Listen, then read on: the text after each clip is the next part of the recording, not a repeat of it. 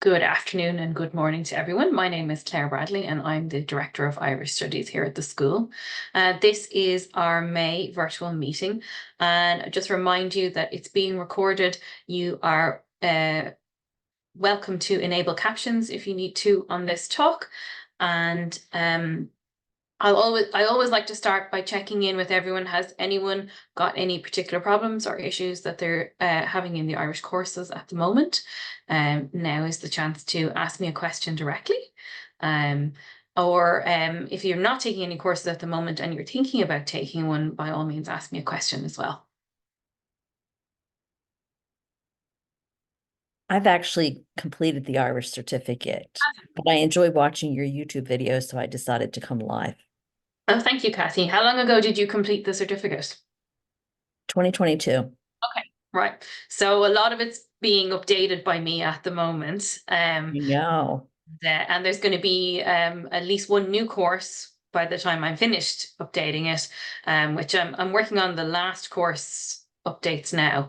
Now the edit process is quite long as well, but I've done my initial work on them, and then I'm going to write one new course which is going to cover an area that I feel is missing at the moment, which is about workhouses and prison records and mental hospitals and things like that. So state institutions in Ireland. So mainly going to cover the 19th century records. And it'll also talk about the staff who worked in those organizations. And it'll also, because we're talking about crime and punishment, we'll also talk about the people who imposed those, so prison wardens and the police force and things like that. So that course I'm going to write. It's going to take a while to write it, but I think when it's ready, hopefully we'll be able to offer it as a supplemental to people like you who've taken the whole course already. Oh, great. I think it's when the courses were originally written. I mean that content did exist, but it was in no way as easily accessible as it is now, because many of those records have been digitized by a variety of different organizations, and so they're searchable in a way that they never were before. And I guarantee everyone will find somebody in them that they're related to, because the range of things that were crimes in the past, including just being drunk on the street. You've been to the pub and you're walking home, but you're drunk. That was a crime if you were caught. So, I found one of my ancestors who was famous in the temperance movement, arrested for being drunk in public. Oh, wow. That's why he got involved in the temperance movement. But everyone in my family said, no, it mustn't be him when I announced this. And I said, well, unless there was another person with the same name living on the same street at the same time. And his name wasn't like John Murphy. It was a slightly less common name. I think it was him. Anyway. So today's topic then, let me share my screen if no one has any other problems or questions they want to address. Hopefully you can all see that. I can't see you guys all of a sudden. Can you see it okay? Oh no, hang on, 1 second. That should be better now, yeah? Okay. So today's topic is something that you may have come across in passing, and I've certainly mentioned it in passing, but we haven't done a lot in detail on it. And that's really because I was giving it time to bed in. It hasn't existed for a huge amount of time. So it's something called the virtual treasury. And I want to give you some historical background, and then we're going to do a demo of the website. So what is it, first of all? So let me bring you to the 30th of June, 1922. This is the Four Courts in Dublin, which is on the banks of the River Liffey. And it was both courthouses, which still exist. They rebuilt it after this fire. And it was the Public Record Office of Ireland. So the forerunner of what we today call the National Archives of Ireland. And it was occupied as one of the opening acts of the Civil War, which immediately followed Irish independence from Britain. And historians differ as to whether the fire was an accident or whether there was malicious intent. But regardless, the outcome was the same. There was a massive fire and 700 years worth of records, many to do with the British administration of Ireland, were destroyed. the main categories that we talk about when we mention this fire that were lost are the early 19th century censuses for Ireland, wills and testamentary records, and religious records pertaining to the Church of Ireland, which had been the established Church of Ireland before 1870, and therefore its records were public records. Not all Church of Ireland records were stored in the Public Record Office. The irony was that the various parishes were to send their records there for safekeeping. And but if they could prove that they could store them securely in their own churches, or a property near them, then they could keep them in local storage. And so many did survive because they were never in the Public Record Office, but a lot of what was there was lost, and it is a large portion of the Church of Ireland records. I just recently finished a case where one branch of the family was Church of Ireland, and when I looked to see what parish records survived, there was nothing before 1877 in existence still, because what was there before that was in the Public Records Office already and lost. And it's quite disheartening, you know, when you come across information like that, there's nothing much you can do about it. You have to look at other things, of course, but the core text of what you'd be hoping to find is gone. So there's no getting around this. This is the single most difficult reason you can't find your ancestors in Ireland, this fire, most likely. They knew that this was a tragedy right away when it happened. Now, there were some people who went, oh, well, it was the British administration and we're our own country now, and so what? It's better to set it all on fire. But, you know, even those people probably admit that that was an extremely short-sighted view. And it wasn't just about Britain. It was the history of Irish people still. So let me introduce a man called Herbert Wood. Now, Herbert Wood was, we would probably call him today, the chief archivist of Ireland when the fire happened. His official title, despite the fact that I just said he was the chief, was Deputy Keeper of Public Records in Ireland in 1922. And before he ascended to that, when he was still the second in command, he had published a very extensive guide, which was dated 1919. And it was quite literally the full catalogue of the Public Records Office.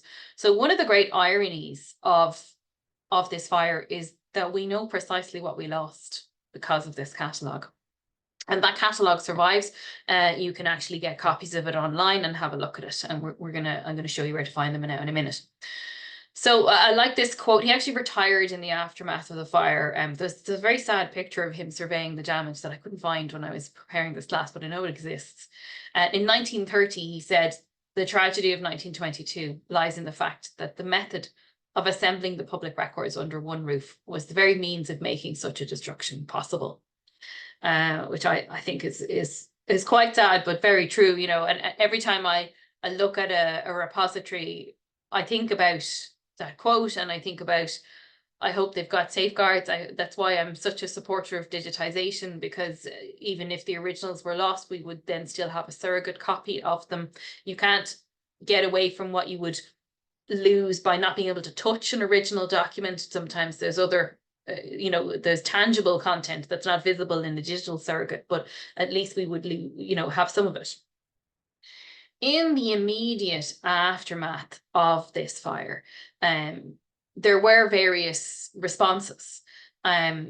Initially, there were calls on the public and solicitors to donate material. There's stories of people collecting pieces of paper that had blown into their back garden because there was a big explosion as part of this fire. And of course, I should say as well that not everything was destroyed in it. Some things did survive. Some things that were actually in the reading room on the day were, I believe, survived. And they also have begun to look at a document technology like they're using on the Pompeii scrolls to material that is burned and fused together. They might be able to do something with some of that. Then in 1928, an organization called the Irish Manuscripts Commission was founded, and their remit was to promote public awareness of primary source materials and their importance for history, heritage, and culture of Ireland. And I've referred many times before in both the classes and the course content to the Irish Manuscripts Commission. Many of their books are, I wouldn't like to call them coffee table books, but they're very large, heavy, expensive books is what I mean by that. And often they are not something that the ordinary person is going to purchase and keep in their collection, although they are usually in libraries. However, what they've begun to do in recent years is make digital copies available as PDFs on their website of out of print documents, out of print books. irishmanuscripts.ie is the website, and I encourage you to have a look at that in your own time and see if there's anything. I've downloaded a number of things that I find handy references. They have a lovely guide to records about Quakers that I use a lot in my work, and they also have a 3-volume PDF of abstracts of wills which were in the Registry of Deeds, which is a particularly useful resource. Another organisation that was founded as a response to the fire was the Irish Genealogical Research Society, which claims to be the oldest Irish genealogy society in the world. It was founded in 1936 by Father Wallace Clare. Now, he actually lived in London, and he and other like-minded British residents felt quite rightly that there would be relevant material about Irish people in British repositories, and also, you know, just held by regular people. And their organization was initially set up to collect that material, and they do have their own archive. Today, I am a member of the IGRS, and I was involved in running the organization for a long time. So a smaller organization like them has a more difficult challenge of how to make their material available to the public. Their research library is in London, and people often say, what on earth is that doing in London? And the reason it's in London and not in Dublin is because it was begun there. And there actually wasn't a branch of the society in Ireland until 1986, which is hilarious. So these organizations were going, there must be content elsewhere. We must be able to collate this in some way and try and, you know, we can't ever replace, we can't rebuild it, we can't recreate. There's no time machine, sadly, but there has to be surrogate material that we can use. And it's that spirit that brings us to what the virtual treasury is today. So in the run up to the centenary of the fire, there was a project led by Trinity College Dublin's Peter Crooks. I actually went to the first meeting. It was sort of a public meeting of people who were interested in putting together a website, a repository, trying to recreate content. Perhaps there was duplicates of content in other places or similar content, and trying to put it all in one place. And this is some of the team. That's Peter there in the back, and Kieran Wallace is another leading light of the movement. And so they started to work with various organizations, and the idea was to collaborate internationally to create an open access virtual reconstruction of the record treasury with content in it, and everybody can use it. You don't need to log in, you don't need to pay to use it. So they started with a key core group of partners. Excuse me. Do you like my school mug? So some of these are very obvious. The National Archives of Ireland and PRONI, which is the Public Record Office of Northern Ireland. So the two key successor organisations to the Public Records Office. PRONI was set up after the partition of the island, and then the National Archives the Public Record Office became the National Archives later in Ireland, in the Republic. Then, of course, the UK National Archives is a key partner, as was the Irish Manuscripts Commission and Trinity College Dublin itself. Trinity College, being an organisation that has existed for more than 400 years, has, I think, the largest library on the island of Ireland, and it's a legal deposit library for both Ireland and the UK. So it's enormous. They have everything, and they also have a very large manuscripts department. So these were the key organisations to get involved. But now there's not enough time in this session to cover all of the organisations who are involved, but I just picked out a few other categories of note. So obviously the National Library of Ireland as well, but also the British Library and the Bodleian Libraries in the University of Oxford, and I think also Trinity College, Cambridge. And then all the county archives of Ireland, and the diocesan archives. Now, when I say diocesan archives, I largely mean the Church of Ireland diocesan archives, but there's lots of other content as well. And then the representative church body library, which is the Anglican Church's library. So if you need to look at parish records for the Church of Ireland that are not digitized anywhere online, the RCB library in Dublin is where you go to look at those parish records at the moment, and that you get to look at the actual physical books. I was there last week for a project I was on. It's lovely to be looking at really old material, and you know, obviously you do it under the right circumstances. There is a project to digitize the rest of their parish records, but it has been severely delayed by COVID. And then, of course, the IGRS is another organisation that got involved as a partner organisation. There are many other organisations outside of Ireland and the UK. There are American organisations, there are French organisations. They are finding things all over the place that are relevant. And it should say that this is not a static organisation, a website. They're continuing to put content up, and there's no suggestion that what's there is just going to be there, you know, as it is now. It will continue to play a role. Now, let me just attempt to switch screen, and of course this always doesn't always work, but we will give it a try. Give me a thumbs up, please, if you can see that there's a new screen. Great.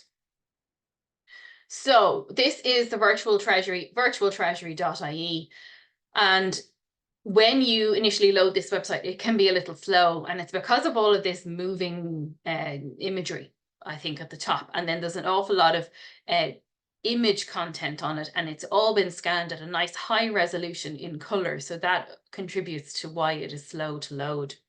And so there's various different aspects to this website. And I'll just pick out a few now, and then I'm going to encourage you to look at this in your own time. So they have this lovely tour of what the building looks like, and then you can click on it and see various bits. So this is what it did look like, and then that you can zoom in, and they have images of it, which is, you know, maps and so on, and they tell you every time where it came from. I think it's really nice. And then you can see, it's a little slow. And then they talk about, you know, the occupation and when it was on fire. So they've got a bunch of pictures of what it looked like. But there's some of the destruction after it was knocked over. Oh yeah, there's the picture. That's not Herbert, but that's someone else looking at the destroyed material. It's quite sober, I think, to look at these things and think, oh, what have we lost? So that is one bit, and obviously that's probably something you'll only look at once, but I think it was very important for the project for them to show what it did look like, what was lost. They actually have there's a nice picture of the inside of it as well somewhere. And so then when you go down on the homepage, they obviously talk about what it is.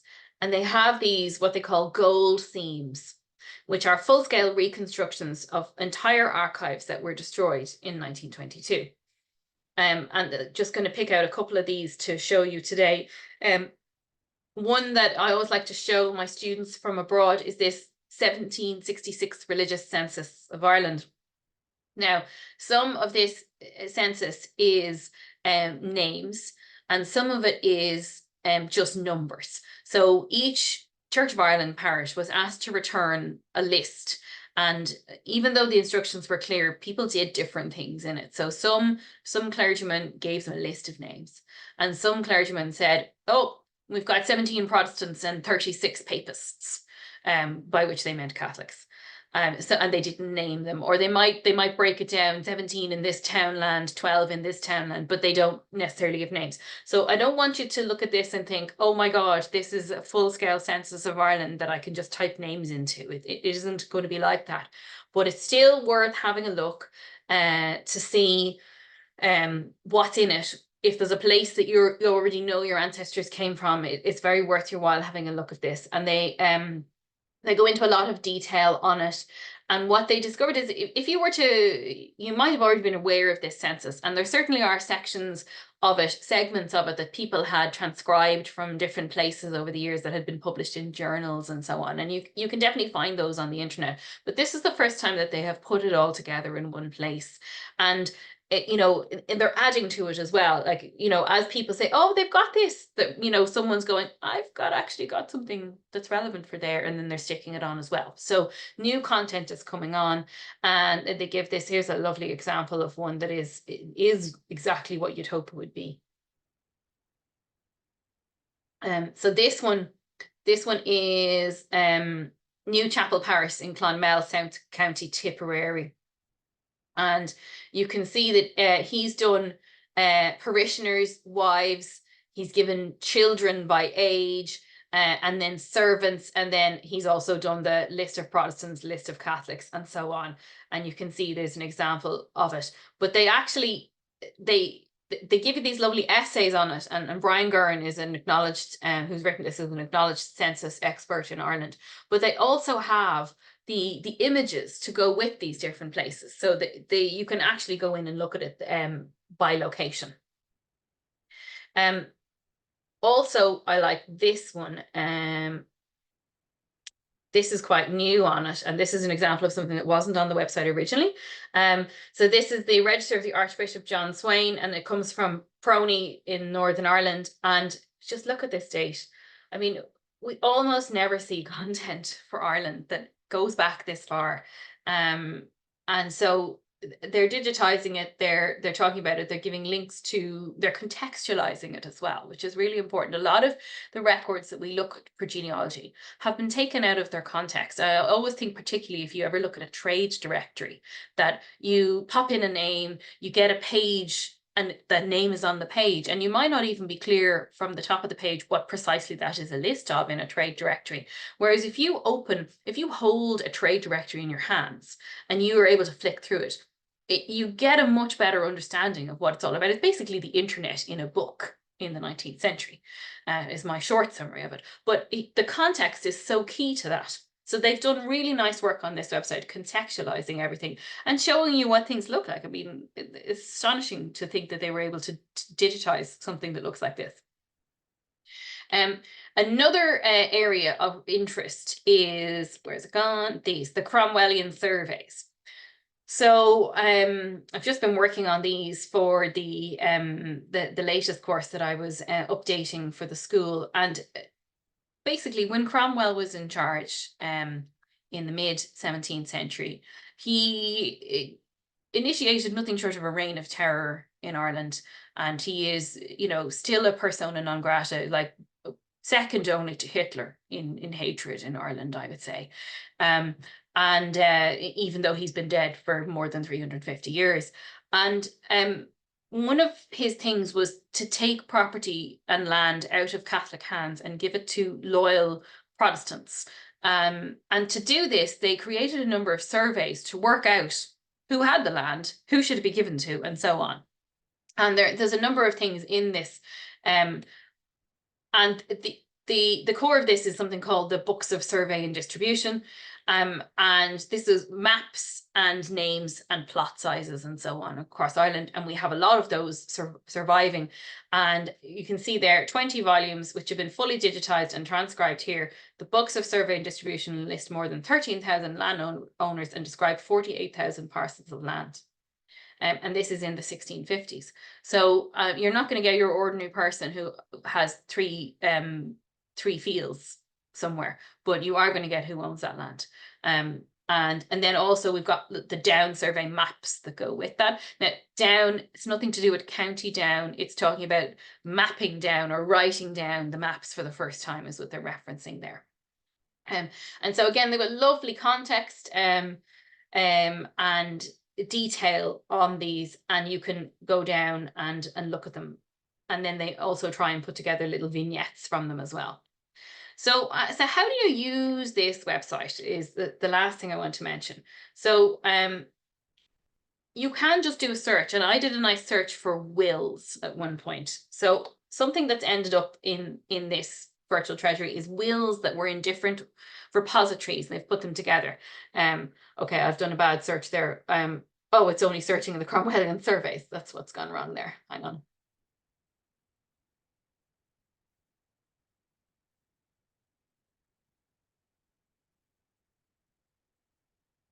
So when I search for just the word wills, we get 5,500 hits. Now, not everything will be an actual will, but there are actual wills digitized as part of this, and they've come out of the different repositories. I found a lovely one for a woman who was unmarried, leaving wills to her, property and land to her nephews and nieces and great nephews and nieces, and naming those people and their relationship. So I was able to construct a family tree for someone who left no direct descendants from her will, which had survived in, I think it's in Prony, somewhere in the north, that her will is from. So you can see that they have like lists of wills that were lodged, and then but they also have actual wills, and you can filter it down by where it comes from, and so on, or whether there's an image and so on.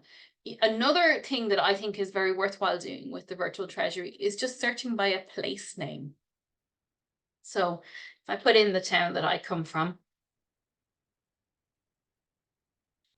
and it says that there's 406 results. I've chosen Malahide because there's no other town called Malahide. There's no other place called Malahide. If you were picking a name, if you put in the word Newbridge, for example, there's lots of different places in Ireland called Newbridge or Black Rock or things like that. So this, in this case, it should be references only to the town of Malahide or the family who came from Malahide who had that as part of their title. And you can see that you can filter it by date as well. So it's showing you when is there more or less. And then for here example, and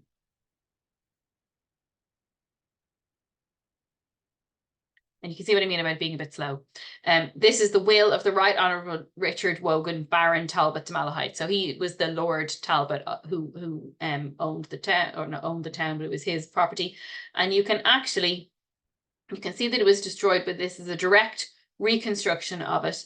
And you can get an image.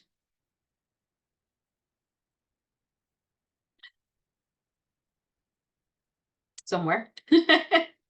So anyway, my point is that when you search for a place, you get things that you wouldn't necessarily be expecting. It's the same as true with newspapers. When you search by a place name, you find things that you wouldn't necessarily find if you were searching for a name. And when we're talking about something as old as the records that are likely to be in this repository, a name might not work for you because your ancestors might not have been illustrious enough to have a document that has named them directly in them. But if you look at the place that they came from and see what content relates to that place, well then if they lived in that place at that time, this happened to them as well.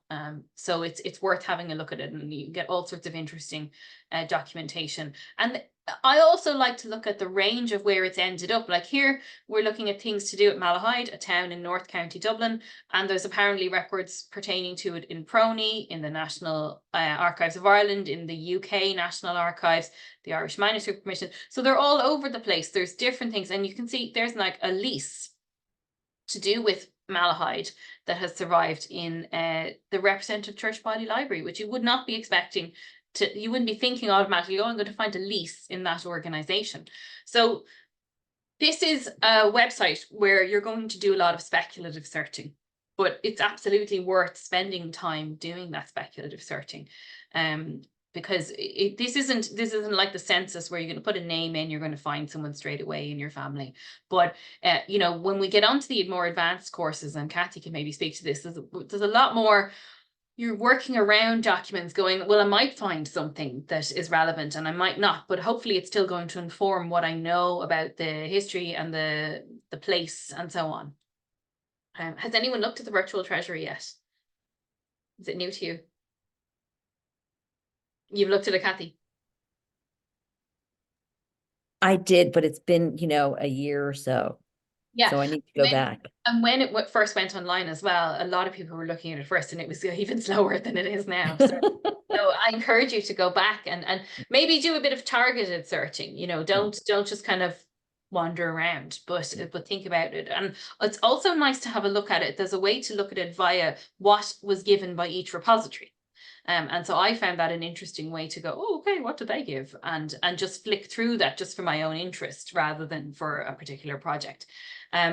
So that's your homework for today, is to go away and look at the Virtual Treasury website and see if you can find anything. And if you do, by all means, please let me know that you have found something. I'd love to hear. I'd love to hear someone say, I actually did find something to do with my family in this, because I'm sure there are people who have. And all of my ancestors are terribly ordinary, so I haven't found them yet in it. But you know. So that is all for today. I'm going to stop the recording.